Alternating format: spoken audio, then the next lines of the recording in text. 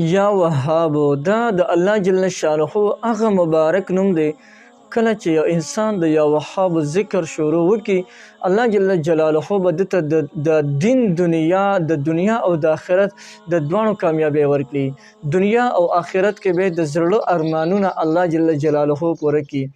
کم یو انسان چې د یا وهاب د دې رموز او د دې اسرارونه واقف شلو، هغه د دنیا او د آخرت تمام ګټې د ځان د پاره خاص. بسم الله الرحمن الرحیم. السلام علیکم ورحمت الله وبرکاته.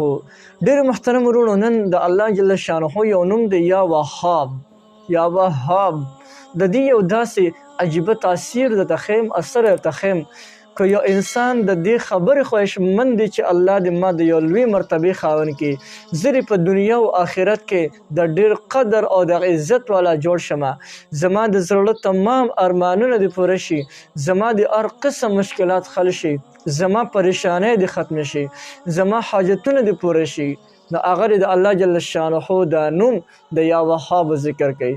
دومره مبارک نوم دی د یا وهاب د الله جل شانه، دونه مبارک نوم دی چې د دې مبارک نوم په برکت سره الله جل جلاله سلیمان علیه السلام ته ګوتې ورکړله، او هغه چې دا د سلیمان علیه السلام نه مخکې هیچا ته نه ورکړل شوی، لیکن الله جل جلاله سلیمان علیه السلام ته د دې اسم په برکت سره ورکړله. کوم انسان چې د یا وهاب وظیفه شروع وکړله او د یا وهاب وظیفه وکړله، الله جل جلاله به د دنیا او د آخرت حاجتونه د پوره کړي، د دنیا او د آخرت مشکلاتونه به الله وساتي. داسې پاورفل او زبردست وظیفه را. نو راځه د یا وهاب وظیفه دا درته ښیم، خصوصا د هغې خلکو دپاره ډېره زیاته پیدامنده ده چې هغه د دنیا یعنی د دواړو جهانونو عزت حاصلول غواړي.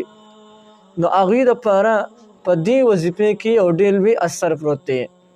کوم انسان چې د دې خبرې خواهشمند دی چې الله تعالی دې ما په دنیا آخرت کې عزتمند جوړ کړي، نو د یا وهاب وظیفه شروع کړه. د دې وظیفه داسې ده چې موږ له د دنیا او د آخرت مشکلات چې کوم دي اسانېږي، دنیا آخرت تکالیفونه موږ ته امان ملاویږي. د دې وظیفې کولو طریقه ډېره زیاته اسانه ده. بس چې د ستا په خولې باندې هر وخت د یا وهاب وظیفه شروع وي. که ته د عزت د حصول دپاره وې، په ذهن کې دا یاد ساته، ځان سره حاضر ساته چې زه یا الله د ستا د نوم وظیفه کوم، زما د زړه چې څنګه ارمانونه دي یا الله زما د تمام ارمانونه پوره کړي. د یو خاص حاجت دپاره دا وظیفه کې چې کله هم دا وظیفه شروع کړي، هغه حاجت ته ذهن کې جاری ساته چې یا الله زما د حاجت پوره کړي، یا د ستاسو قسم له پریشانی ده نه یا الله زما دا پریشانی ختمه کړي.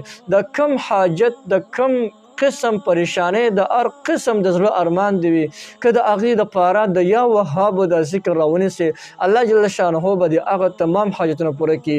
او د دې تعداد معلوم نه دی چې کوم وخت تا سره ملاویږي، نو د یا وهاب ذکر داسې کوه، انشاءالله چې په لږ وخت کې دننه به تمام حاجتونه ستا پوره شي، تمام پریشانی به دې ختم شي، تمام مشکلات به ختم شي، بندې لارې چارې به روانې شي، او هر قسم رکاوټونه به ستا ختم شي. یو ډېر زبردست وظیفه مې درته وښوله، بلکل یې تاسو کولی شئ، تاسو ټولو ته د دې مکمل اجازه شته دی.